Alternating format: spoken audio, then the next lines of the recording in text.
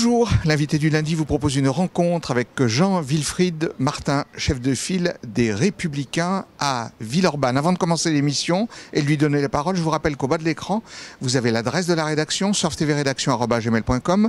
Vous pouvez poser toutes les questions à Jean-Wilfried que vous voulez et vous pouvez aussi réagir à ses propos pendant l'émission. Jean-Wilfried Martin, je suis très heureux de vous avoir sur le plateau de Surf TV. Eh bien écoutez, Monsieur Dubois, très heureux aussi d'être de nouveau sur votre plateau. Alors Jean-Wilfried Martin, on ne peut pas éviter aujourd'hui tout de même le sujet des régionales. Votre candidat, Laurent Wauquiez, semble bien parti, Jean-Wilfried. Mais écoutez, effectivement, c'est le retour que nous avons, nous, sur le terrain, sur les marchés, quand on fait un peu de porte-à-porte avec les Villeurbanais. On voit bien que sa campagne prend, on voit bien que les Villeurbanais, mais je pense surtout à tous les grands Lyonnais, tous les habitants de la métropole de Lyon maintenant, et des autres départements, ont envie d'un réel changement, d'un nouveau souffle pour notre région, et ont envie de cette hégémonie socialiste, de mettre dehors cette hégémonie socialiste présente depuis maintenant beaucoup trop longtemps. Quand vous dites un nouveau souffle, c'est un nouveau souffle à propos de quoi? De la gestion, ce nouveau souffle, il se basera sur quoi? Mais écoutez, tout simplement la gestion, c'est le premier terme que vous avez abordé. Et effectivement, on se rend bien compte que la gestion de Jean-Jacques Caranne a été particulièrement calamiteuse. Deux exemples. Le premier, c'est l'hôtel de région qui a coûté pas loin de 200 millions d'euros. Est-ce que c'était vraiment nécessaire en cette période de disette budgétaire où tous les Français souffrent de l'impéritie fiscale de François Hollande? Ça, c'est un sujet qui fait mal parce que les gens sont en train de payer leurs taxes foncières et vous savez qu'elles ont sensiblement augmenté dans la région. On reçoit un certain nombre de courriers. Je suis bien au courant, je reçois la mienne aussi et je suis comme tous les Français, la douloureuse a du mal à passer. Donc nous avons cet exemple de l'hôtel de région, mais un autre exemple c'est Erail. C'était évitable l'hôtel de région? Vous pensez que c'était évitable ou il fallait au final un grand hôtel de région pour une grande région au cœur de la métropole? Je pense que c'était évitable puisque Charbonnières n'est toujours pas vendu, donc c'est qu'il n'y avait pas du tout de projet alternatif pour Charbonnières.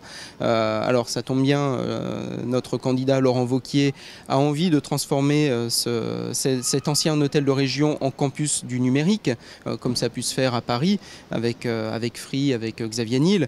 Donc on a nous des projets, mais je pense qu'effectivement cet hôtel de région était évitable. Quant à Erail, cette gestion dispendieuse des proches de Jean-Jacques Caranne, qui a abouti à une liquidation judiciaire de cette structure montée, je rappelle, par Charles Mérieux à l'époque dans les années 80, qui avait un intérêt pour permettre aux entreprises rhône-alpines de trouver des débouchés à l'étranger.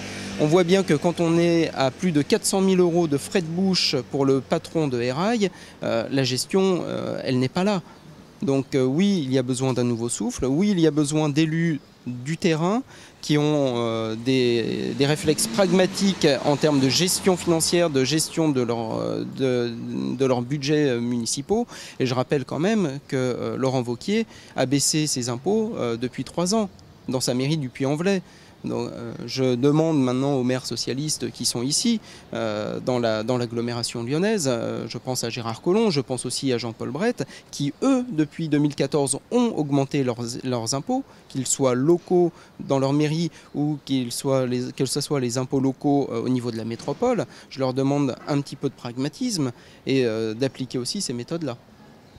Alors à propos des rails, vous savez que c'est un sujet là, qui passionne beaucoup de monde.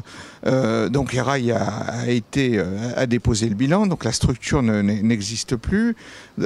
Donc vous savez, cette aide aux PME, à l'export, évidemment là, est manquant maintenant. Qu'est-ce qu'il faudra faire lorsque à nouveau la région sera partie, cette grande région, Auvergne-Rhône-Alpes sera partie sur ces rails? Est-ce qu'il faudra remonter une structure du type des rails? Il faudra remonter une structure du type des rails ou d'une manière différente, ça il faudra voir et Je pense qu'un audit sera fait des finances de la région pour avoir une idée de ce qu'il faudra faire. Mais oui, il faudra une structure, puisque de toute façon, nous sommes en compétition. Notre région Rhône-Alpes-Auvergne est en compétition avec des grandes régions, des grandes métropoles européennes et mondiales. Donc il faudra se donner les moyens de se battre dans un monde qui est malgré tout ouvert et en concurrence permanente. Jean-Wilfried Martin, quels sont les autres grands sujets dont les électeurs vous parlent quand vous faites campagne pour ces régionales, pour Laurent Wauquiez? Quelles sont les préoccupations qu'ils ont dans la région? Une préoccupation importante, c'est le domaine de l'éducation, puisqu'il ne faut pas oublier que les lycées sont de compétences régionales, l'enseignement supérieur, enfin plutôt les campus sont de compétences régionales, ainsi que la formation, l'alternance. Et là-dessus, Laurent Wauquiez a été très ferme. Oui, un apprenti, un alternant par entreprise pour avoir des aides, et c'est un débouché majeur pour les jeunes Rhône-Alpins, les jeunes Auvergnats, pour trouver un emploi. À l'heure actuelle, on voit bien que les chiffres du chômage sont modifiés, passent sous les fourches codines de Michel Sapin, et on voit bien que la réalité est trahie aux yeux des Français.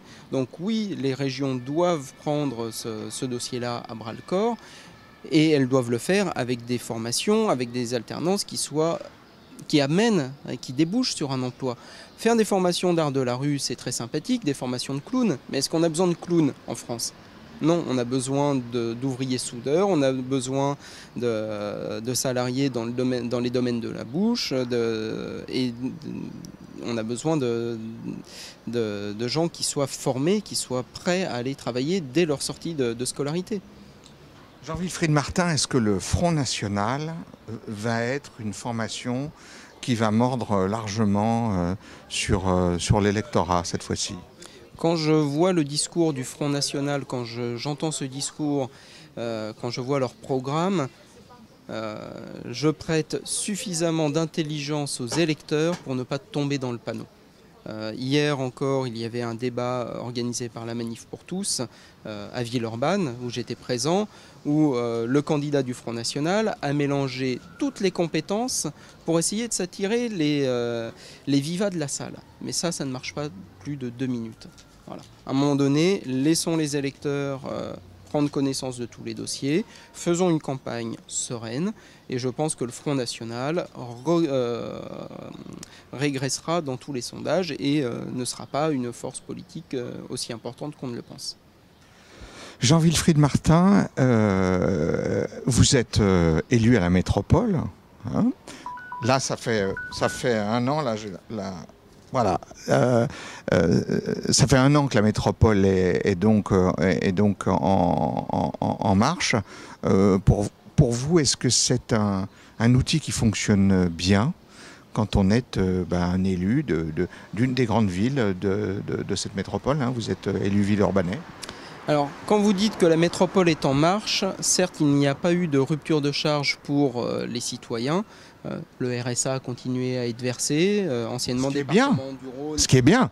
Merci aux services qui se sont énormément engagés. Moi qui les côtoie au niveau du comité des œuvres sociales, je sais qu'ils ont fait énormément d'efforts, donc qu'ils en soient récompensés et félicités. Mais d'un autre côté, je ne pense pas que la métropole soit quelque chose qui fonctionne aussi bien que cela. Un exemple tout simple, le plan pluriannuel d'investissement, qui est un plan de mandat sur tous les investissements que l'on va réaliser, vient tout juste d'être voté, à peine 1 mois et demi, alors que cela fait plus d'1 an et demi que notre collectivité est en place. C'est quand même relativement grave. Et on nous a déjà annoncé que les premiers travaux ne seraient pas lancés avant la fin du premier trimestre 2016, c'est-à-dire 2 ans de perdu sur un mandat de 6 ans. Où va-t-on ? Où va-t-on ? On voit bien que la majorité de Gérard Collomb ne tient pas la route. On voit bien qu'il y a des dissensions dans sa majorité et qu'il est incapable de donner un cadre clair sur le fonctionnement de cette métropole et qu'il a voulu aller beaucoup trop vite dans la construction pour être le premier à mettre en place sa métropole. Un petit peu de temps pour le faire aurait été, à mon avis, non préjudiciable et on aurait pu déjà avancer certains travaux qui sont nécessaires. Quant au fonctionnement de cette métropole, eh bien, effectivement, bon, on y siège, on voit beaucoup d'augmentations d'impôts.